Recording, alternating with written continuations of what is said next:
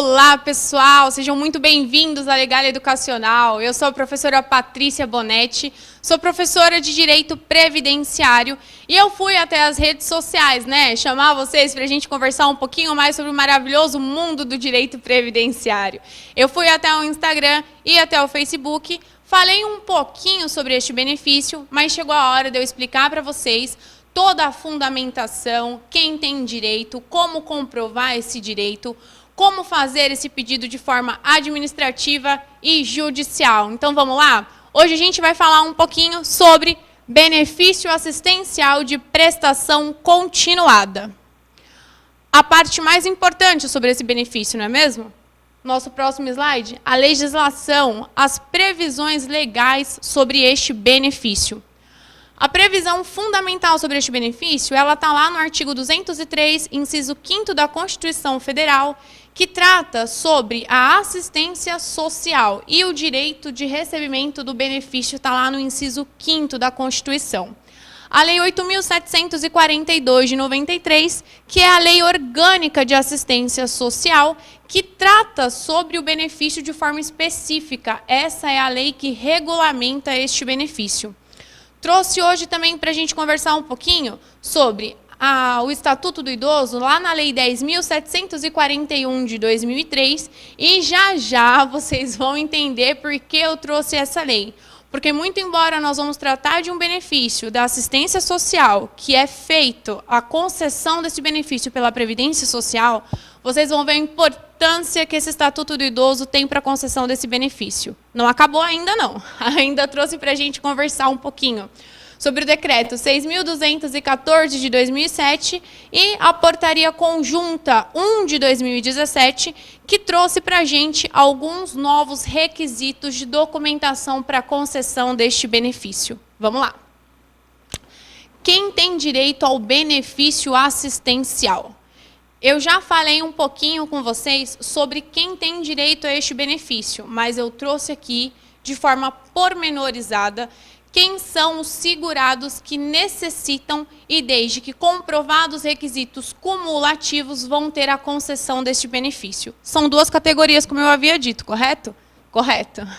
A primeira categoria é pessoas com deficiência de natureza física, mental, intelectual ou sensorial de longo prazo, que está previsto lá no parágrafo 2º do artigo 20 da Lei Orgânica de Assistência Social, que não tenham meios financeiros de manter sua própria subsistência ou tê-la custeada por seus familiares.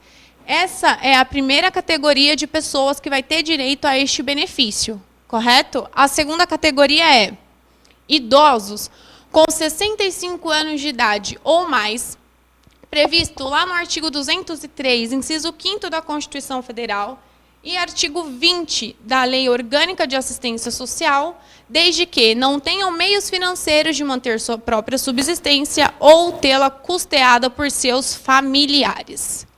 Vamos conversar um pouquinho sobre isso agora. Existem alguns critérios para enquadramento da primeira categoria lá da deficiência. Hoje nós vamos ficar um pouquinho mais sobre o benefício assistencial de prestação continuada para o idoso. E por que eu trouxe, então, o Estatuto do Idoso? Para que a gente entenda o porquê 65 anos. Por que idoso acima de 65 anos, professora? Muito embora lá no artigo 1º do Estatuto do Idoso, ele traga para a gente que é considerado idoso aquele que tenha 60 anos ou mais, o próprio Estatuto do Idoso, lá no artigo 34, ele traz que para requerimento deste benefício é considerado idoso quem tenha 65 anos ou mais. Então, a fundamentação do porquê o critério de idade aqui é diferente está previsto no próprio Estatuto do Idoso. Tá bom? Deu para entender por que eu trouxe, né? Eu trouxe aqui também.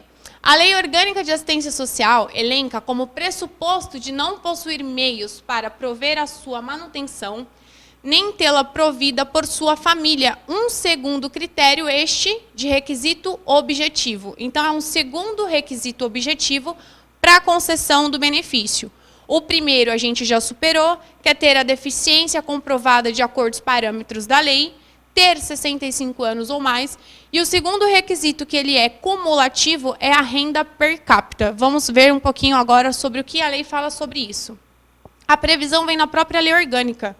No artigo 20, parágrafo 3º, ele diz que considera-se incapaz de prover a manutenção da pessoa com deficiência ou idosa a família cuja renda mensal per capita, que significa por pessoa, seja inferior a 1/4 do salário mínimo. Hoje, o salário mínimo está R$ 954. Então, 1/4 do salário mínimo hoje equivale a cada pessoa do grupo familiar receber até R$ 238,50. É 1/4 do salário mínimo, tá bom? Agora eu falei de uma coisa importante. O grupo familiar dessa pessoa. E quem é o grupo familiar para enquadramento dessa categoria e verificação da renda per capita para concessão deste benefício? Eu coloquei para vocês também. Quem será considerado para aferição da renda familiar e cômputo salarial?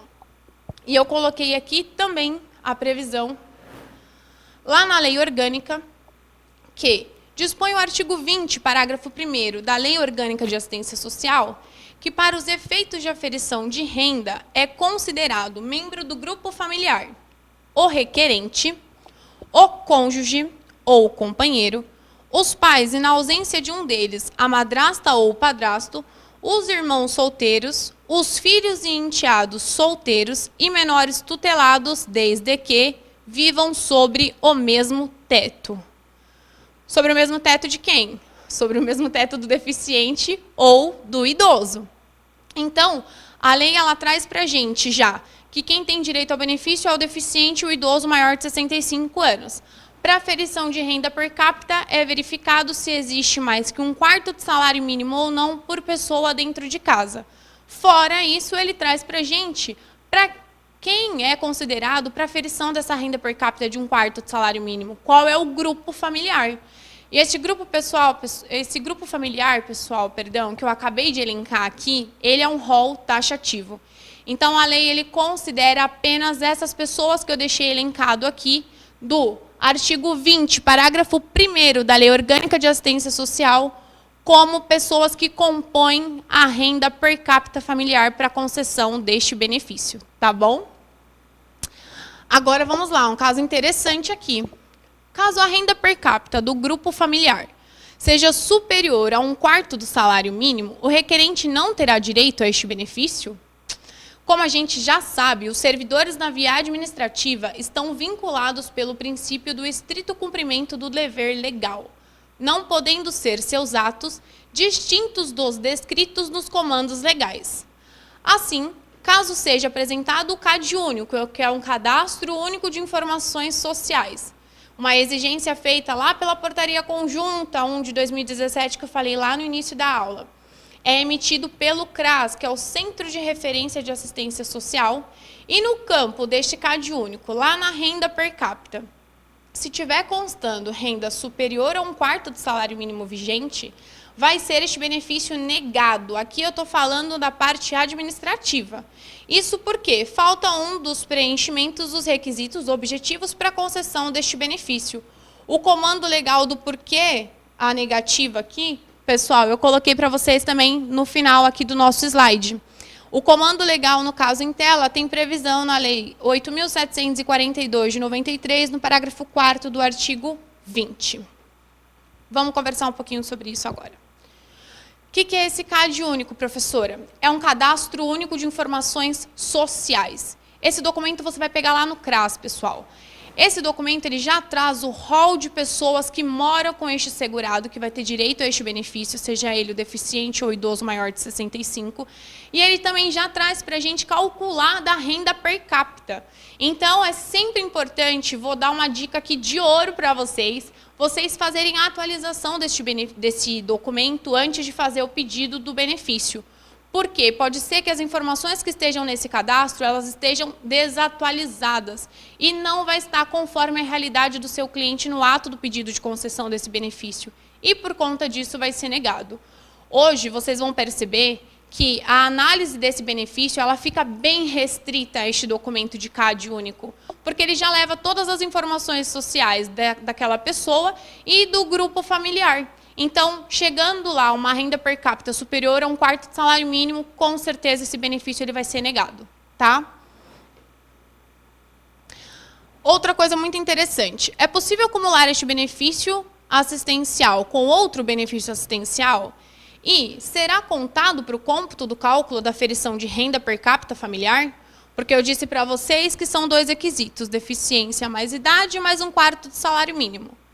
E vocês já pararam para pensar se, por exemplo, tem 2 idosos, um casal de idosos, um senhorzinho de 65 anos que já tenha o benefício dele já concedido e a idosa, a senhora esposa dele queira conceder também o benefício, será que esse benefício, que é no valor de um salário mínimo, vai ser computado para renda? Não vai ser, pessoal, você não vai ter esse problema. A lei ela trouxe para a gente também que o benefício de prestação continuada concedido ao idoso não será computado no cálculo de renda mensal bruta familiar para fins de concessão de outro benefício de idoso para a mesma família. Coloquei aqui a fundamentação para vocês. A lei ela só trouxe para a gente a acumulação, a previsão de acumulação de 2 benefícios assistenciais somente para os idosos. Então, a gente tem um probleminha que já foi resolvido lá no judicial. Caso você tenha um idoso e um deficiente, ou ainda um idoso e uma aposentadoria, da qual você precisa fazer a concessão, o STF já decidiu sobre esse assunto. Opa, vamos lá. No que diz respeito ao critério de renda per capita familiar inferior a 1/4 de salário mínimo, o entendimento do judiciário é a inconstitucionalidade deste parágrafo.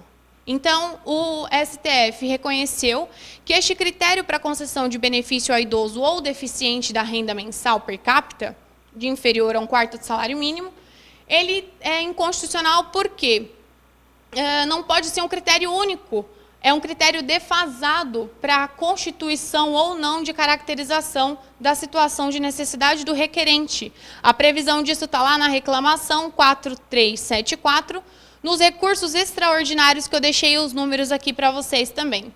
Além de declarar a inconstitucionalidade de 1/4 de salário mínimo, também já foi declarado a inconstitucionalidade e já resolveu o problema que eu trouxe para vocês no slide anterior, no que tange à concessão e cumulação desse benefício com outro benefício previdenciário qualquer, desde que também seja salário mínimo. Vamos lá que está acabando já o benefício, hein? E aqui a parte legal que eu trouxe para vocês só como complementação. Quais são os documentos que devem ser apresentados quando do requerimento deste benefício? Então, eu coloquei que, além de toda a documentação pessoal, a gente vai precisar do CAD único e dessas declarações que eu coloquei aqui no final para vocês, que elas são achadas lá no anexo da portaria 1 de 2017. No finalzinho da portaria, tem alguns anexos que você imprime, faz o preenchimento e, quando for levar a documentação para requerimento deste benefício, você também vai levar esses requerimentos devidamente preenchidinhos, tá bom? Existem algumas outras declarações complementares que podem ser necessárias, como separação de fato, para comprovação de grupo familiar, e, enfim, deixei aqui só para a finalidade de conhecimento mesmo de vocês, e trouxe só os modelos para que vocês saibam quais são.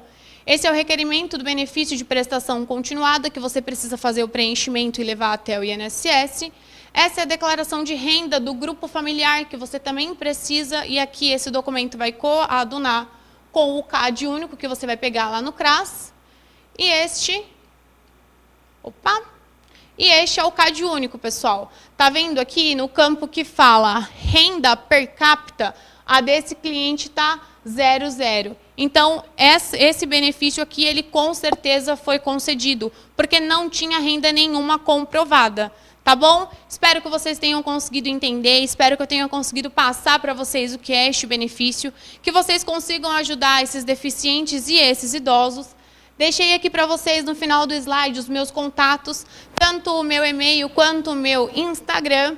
A gente está com uma pós-graduação sensacional de Direito Previdenciário, pessoal. É coordenação do professor Rodrigo Sodério. O corpo docente está maravilhoso e nós esperamos vocês aqui. Até o nosso próximo vídeo e tchau!